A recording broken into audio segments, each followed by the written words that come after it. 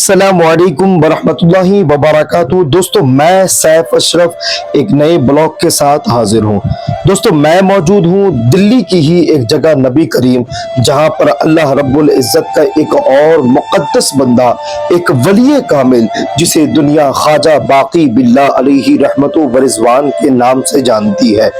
हम बात करेंगे आज ख्वाजा बाकी बिल्ला अलैहि रहमतु व रिज़वान की जीवनी पर, उनके खिदमात पर और ज़ियारत करेंगे आस्ताना-ए मुबारक की। तो चलिए चलते हैं। मज़ीद तफसीलात के लिए वीडियो में लास्ट तक ज़रूर बने रहें। तो चलें दोस्तों, ख्वाजा बाकी बिल्ला अलैहि रहमतु व रिज़वान हिंदुस्तान में सिलसिले नक्शबंद के सबसे पहले बुजुर्ग और सबसे बड़े बुजुर्ग माने जाते हैं।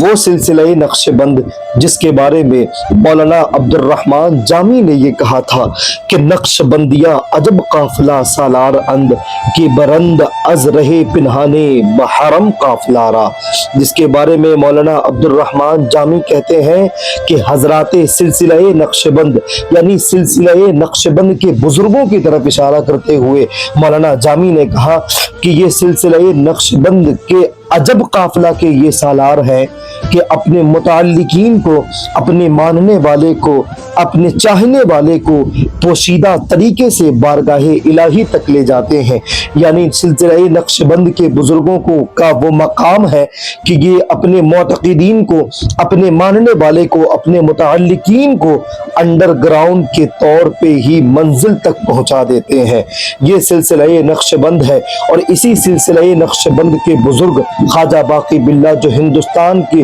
पहले सिलसिले नक्शबंद के बुजुर्ग माने जाते हैं और सबसे बड़े बुजुर्ग माने जाते हैं। ख्वाजा बाकी बिल्ला अलैहि रहमतु व रिज़वान की पैदाइश सन 971 हिजरी में काबुल में हुई। आपके नाम के मामले में मुख्तलिफ बातें मशहूर हैं। कुछ मौर्रिखीन ने आपका नाम बाकी बताया तो कुछ ने आपका नाम अब्दुल बाकी बताया और बाज़ के नज़दीक आपका नाम मोहम्मद रज़ीउद्दीन बाकी बिल्ला है। आपके वालिद का नाम ख्वाजा अब्दुल सलाम था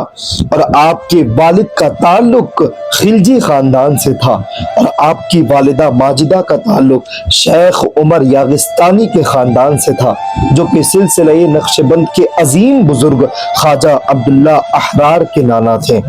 हजरत ख्वाजा अब्दुल सलाम अपने तकवा, इल्म व फज़ल में बहुत ही मारूफ शख्सियत थे। आपकी वालिदा भी बहुत ही नेक, आबिदा, जाहिदा और एक पारसा खातून थी। ख्वाजा बाकी बिल्ला अलैहि रहमा इब्तदाई तालीम अपने वालिद माजिद से हासिल की और 8 साल की उम्र में आपने हिफ्ज़ कुरान को मुकम्मल कर लिया। हजरत ख्वाजा बाकी बिल्ला बचपन से ही बहुत ज़हीन थे। ख्वाजा बाकी बिल्ला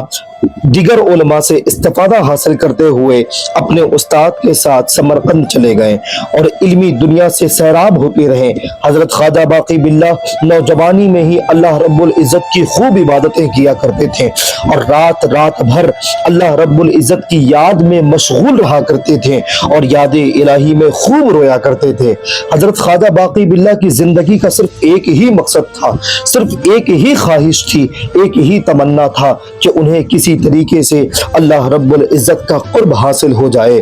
आप तवील मुद्दत तक मुर्शदे कामिल की तलाश में रहे। हजरत ख्वाजा बाकी बिल्ला की वालिदा माजिदा एक खुदा रसीदा खातून थी। हजरत ख्वाजा बाकी बिल्ला खुद फरमाते हैं कि ये मेरी माँ की दुआओं और मुनाजातों की ही बरकत थी कि मुझे दौलत बातिनी से सरफराज किया गया, क्योंकि मेरी माँ अपने जवान बेटे को इस तरह जब परेशान और तलाशे मतलूब में दिन रात सरगर्दा देख देख कर रातों को उठकर ये दुआएं किया करती थी कि ए अल्लाह, मेरे बच्चे की मुराद को तू पूरी कर दे, जो तेरी तलब में सबसे आजाद और लज्जते जवानी से किनारा कश हो गया है, और अगर उसकी मुराद पूरी नहीं करनी है तो तू मुझे जिंदगी न दे, तू मुझे इस जिंदगी से बेहतर है कि तू मुझे मौत दे दे, क्योंकि उसकी ये नाकामी और बेआरामी मुझसे नहीं देखी जाती है। ایک دن خواجہ باقی باللہ علیہ رحمہ مطالعے میں مشغول تھے کہ ایک مجذوب آیا، اور مجذوب ان کے پاس آ کر ایک فارسی میں شعر پڑھا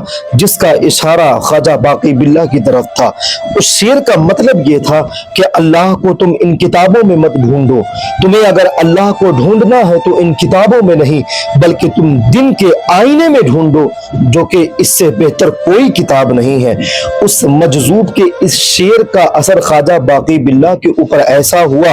کہ آپ سب کچھ چھوڑ چھاڑ کے اللہ کی تلاش میں نکل پڑے، اور خاندان کے بہت سے لوگوں نے آپ سے کہا کہ تم حکومت کا کوئی عہدہ لے کر، تم حکومت کا کوئی کام لے کر حکومت کے فرائض کو انجام دو، مگر آپ کے اوپر جستجوئے الہی کا ایسا غلبہ تھا کہ آپ نے ہر چیز کو ترک کر کے، ہر چیز کو قربان کر کے جنگل و بیابان کی طرف نکل پڑے، اور بڑے بڑے علماء اور بڑے بڑے درویشوں کی فہرست میں بیٹھنے لگے اور ان کی صحبتوں کو اختیار کرنے لگے۔ آپ شروعات میں خواجہ عبداللہ کے ہاتھ پر آپ نے توبہ کی مگر اس پر قائم نہ رہ سکے، پھر شیخ افتخار کے یہاں پر آپ نے حاضری دی اور وہاں جا کر توبہ کیا، پھر اس سے آگے بڑھے تو آپ نے حضرت امیر عبداللہ بلخی کے پاس گئے اور توبہ کی، بہت سے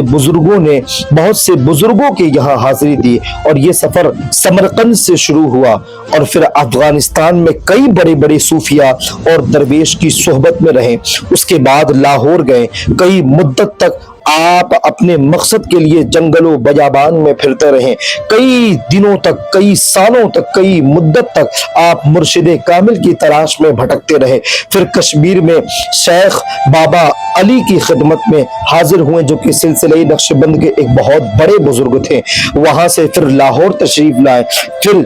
دہلی سے کابل چلے گئے، اور اس دوران آپ خواجہ بہاؤالدین نقشبندی علیہ رحمہ، خواجہ عبداللہ احرار اور کئی بڑے بڑے بزرگوں کی روحانیت سے استفادہ حاصل کرتے رہے، مگر مرشد کامل کا سلسلہ اب بھی جاری رہا۔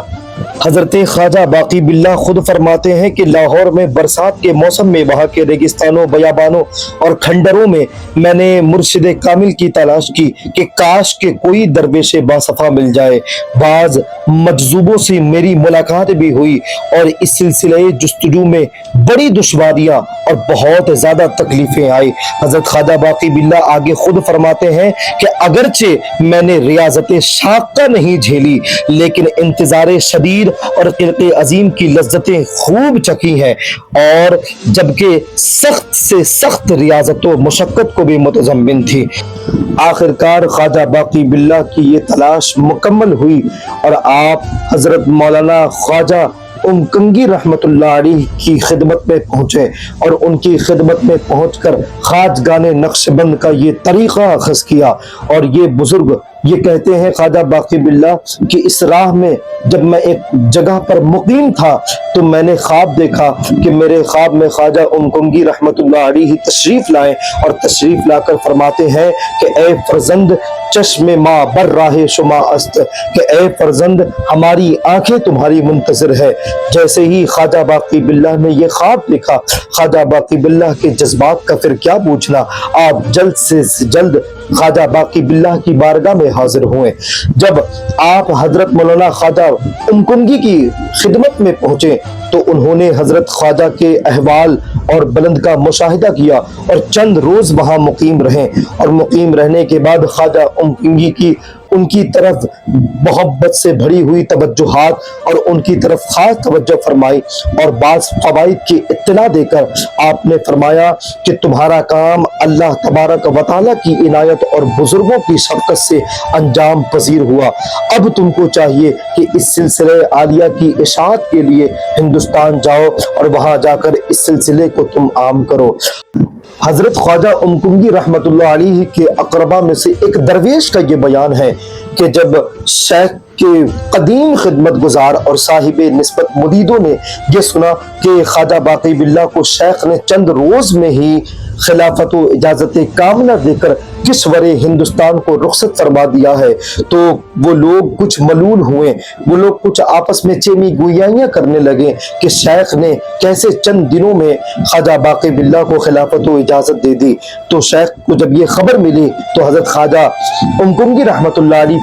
فرماتے ہیں کہ تمہیں خبر نہیں ہے کہ یہ شخص اپنا کام پورا کر کے یہاں آیا تھا، میرے پاس جو میرے شیخ نے اس کا جو حق دیا تھا میں نے اسے ادا کر دیا۔ یقیناً جو اس طرح کا کمال رکھتا ہوگا، جو اس طریقے کا بزرگیت رکھتا ہوگا، وہ اس طرح جلد کامیاب ہو کر واپس ہوگا۔ خلافت و اجازت کے بعد شیخ باقی باللہ علیہ رحمت و رضوان ہندوستان تشریف لاتے ہیں اور ہندوستان میں لاہور میں کچھ دن مقیم رہ کر پھر وہاں سے آپ دہلی کو مرکز بناتے ہیں اور وہاں سے دین کی اشاعت کا کام کرنا شروع کر دیا اور اپنے سلسلہ نقش بند کے فیضان کو پورے میں عام کرنا شروع کر دیا۔ یاد رہے کہ یہی وہ عظیم ہستی خواجہ باقی باللہ علیہ رحمت و رضوان ہے، یہی وہ ذات ہے کہ ان کے دور میں اکبر بادشاہ تھا جس نے دین الہی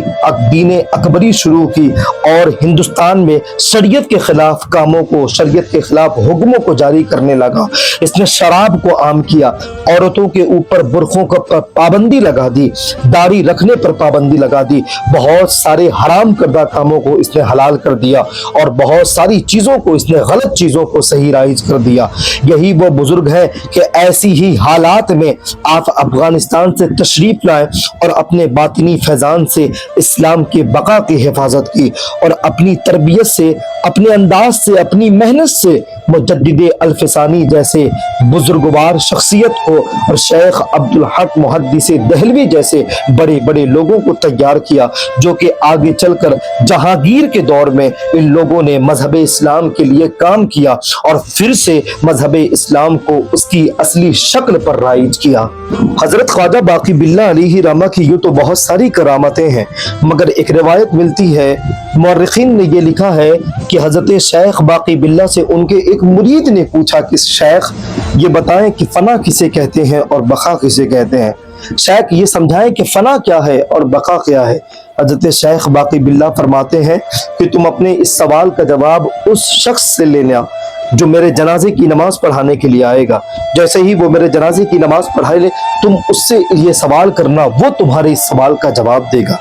حضرت شیخ باقی باللہ نے یہ وصیت کر دی کہ میرے جنازے کی نماز وہ پڑھائے، میرے جنازے کی نماز وہی پڑھائے گا جس کی پوری زندگی میں ایک مرتبہ بھی تہجد کی نماز بھی قضا نہیں ہوئی ہوگی۔ جب یہ وصیت بتائی گئی تو کوئی بھی آگے بڑھنے کو تیار نہیں تھا۔ جب جنازہ تیار ہو چکا، جنازہ سامنے رکھ دیا گیا، تو جب کوئی بھی نماز پڑھانے کے لیے آگے نہیں بڑھ رہا تھا تو لوگوں نے دیکھا کہ ایک نقاب پوش شخص آگے بڑھا اور اس نے جنازے کی نماز پڑھائی۔ جیسے ہی جنازے کی نماز پڑھا کر وہ جانے لگا تو وہ پہلا مرید جس نے سوال کیا تھا کہ فنا کیا ہے اور بقا کیا ہے، اس نے ان کے دامن کو پکڑ لیا اور کہا کہ شیخ آپ کون ہیں، مجھے بتائیں، میرا ایک سوال تھا، میرے شیخ نے کہا تھا کہ جو بھی میرے جنازے کی نماز پڑھانے کے لیے آئے گا تم اس سے سوال کرنا کہ فنا کیا ہے اور بقا کیا ہے۔ اتنے سے ہی یہ کہنا تھا کہ اس نقاب پوش شخص نے اپنے چہرے سے نقاب کو ہٹایا اور لوگوں نے دیکھا کہ وہ کوئی اور نہیں بلکہ خود